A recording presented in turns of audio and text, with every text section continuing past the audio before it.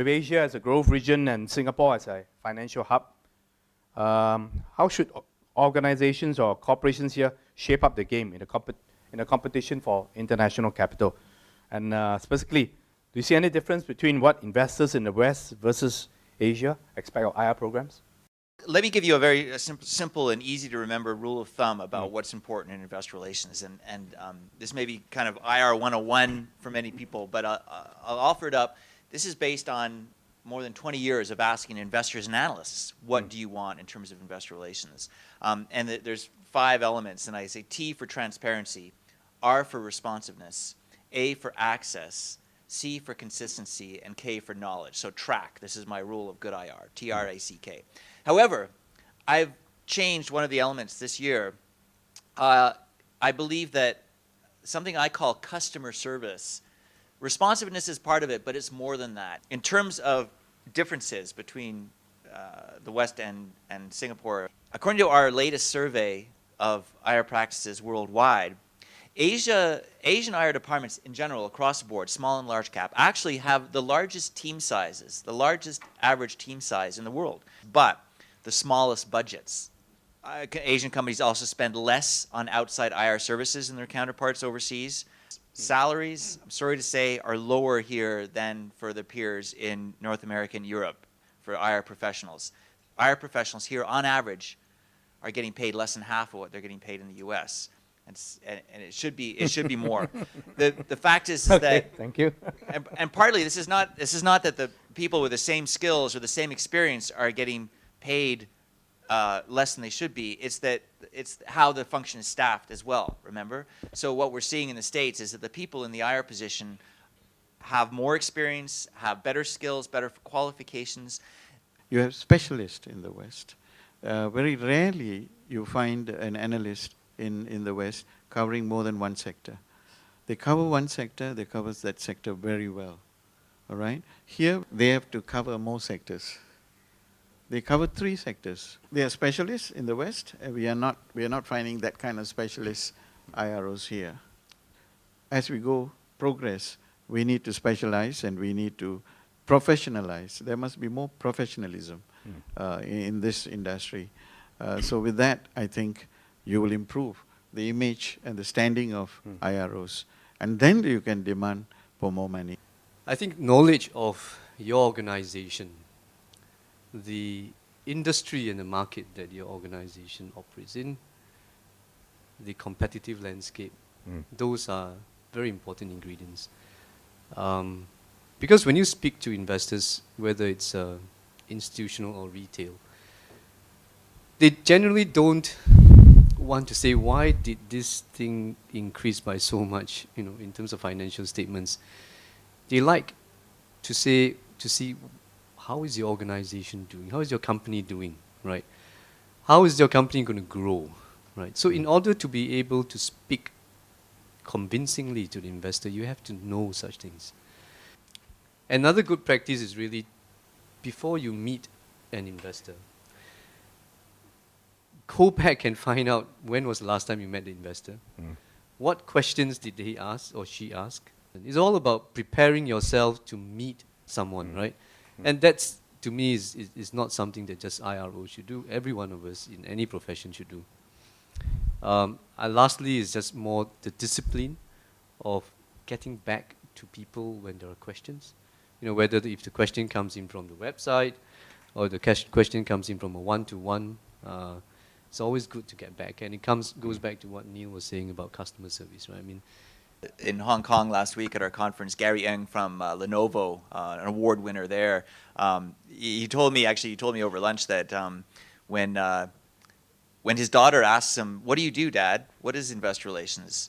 He says, "I'm a salesman, but what I'm selling is not a product or service. I'm selling credibility." I may sort of put on my other hat as an IRO. I think, just sharing experience. I think it's very important after every meeting. Well, first of all, if you're going to do a non-deal roadshow or a conference, make sure you tell the sell side analyst that you want feedback from him. So if he doesn't give you a feedback within a week, hound him for it. We actually locked it in CapitaLand, so we have a trail, and together with that, we actually have a chart which shows because we track the shareholding every quarterly. But sometimes you can actually relate his price action to something that's happened.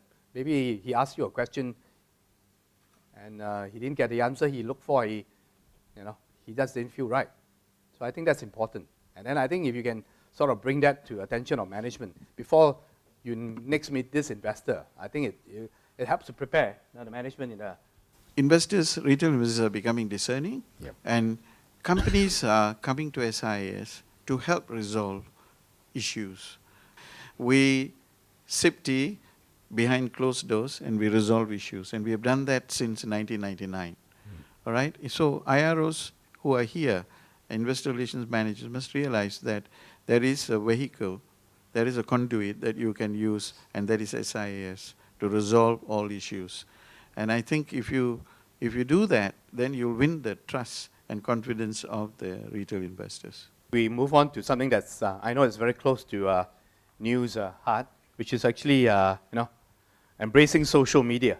You'd like to share some of your experience? I'm more of an observer and often a critic as well in terms of social media use for investor relations. But I'm very interested in following what companies are doing and seeing some companies do it well.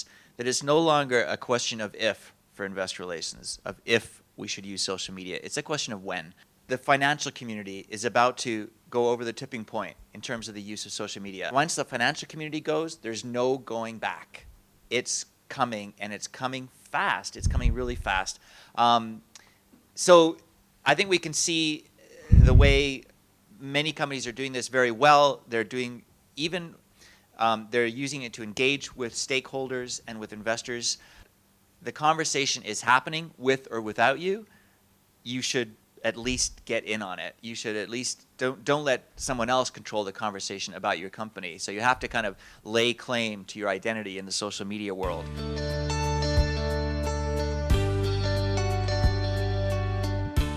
Neil, are there any concrete results? Because David mentioned about, there is a premium established, for good IR functions and all that. Can you substantiate that? We have ourselves looked at our award winners and created an index and tracked the performance, and we do see an outperformance, from year to year, by a recognizable margin. In some ways, it could be a little bit of a red herring, in that we could find it, but does it really teach us something? Does it really tell us something? We know in our heart that trust and transparency and the confidence of investors help you through so many phases of your life cycle as a public company. We've started putting on our website the performance of companies that win awards from SIS and the industry partners on corporate governance and transparency. And we do a research. We have done research on these companies, and we've given them ratings on how they performed. And SKBI has come up with the research findings that these award-winning companies actually performed very well in the stock market. The share price is quite, encouraging. We've also identified that they bounce back more quickly after a decline. Right. So, for example, we measured this. We saw this after the financial crisis in late 2008. We looked at how the better performing companies in our survey of IR bounce back compared to less well-rated companies. What I like to add also is the point that IR is not a function that is just done for today, for this year, and therefore for this year's results alone, but it is a function that has got long-term implications, because as long as a company will in the future go to the market to raise capital, whether it's debt capital or equity capital, investors will start to reflect upon what the company had communicated in the past. Yeah. And that is where the benefits will start to come down the road. I'd like to wrap up the day. I hope you all found the panel session of value. And please join me in showing appreciation to our panelists.